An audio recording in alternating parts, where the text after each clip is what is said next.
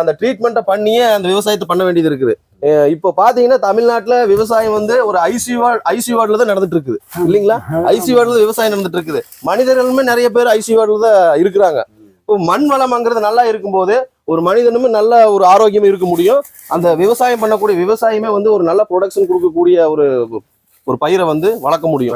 எனவே அனைத்து விவசாயிகளும் வந்து மண்ணில் இருக்கக்கூடிய 3 தன்மைகளின் நிலை என்ன இன்னைக்கு அப்படின்னு சொல்லி செக் பண்ணுங்க ஒவ்வொரு சாயல்லையுமே. அப்படி செக் பண்ணும்போது தான் அந்த மண்ணில் இருக்கக்கூடிய இந்த 3 தன்மைகள்ல என்ன குறைபாடு, பௌதிக தன்மையில குறைபாடா, உயிரியல் தன்மையில குறைபாடா, ரசாயன தன்மையில குறைபாடா, அந்த என்ன குறைபாடுன்னு பார்த்து அதை சரி செஞ்சு விவசாயம் பண்ணும்போது ஒரு நல்ல மகசூல் விவசாயிக்கு கிடைக்கும். ஏதோ கண்ணை மூடிட்டு உப்பு மூட்டையுமே மருந்து டப்பாவையும் தூக்கிட்டு சுத்தாம இனிமேலு இந்த மாதிரி ஒரு அறிவார்ந்த ஒரு விவசாயம் பண்ணும்போது மட்டும்தான் இனி வரக்கூடிய காலத்துல நம்ம விவசாயிகள் வந்து தலை நிமிர்ந்து நடக்க முடியும். இல்லைன்னா எல்லா விவசாயி தலை குனிஞ்சுதான் நடக்க முடியும்.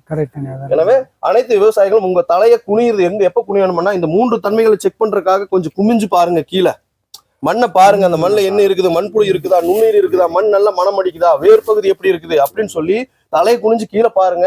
அப்படி நீங்க பாத்தீங்கன்னா எப்பவுமே தலை நிமிர்ந்து மேல நடக்கலாம் இல்லைங்களா?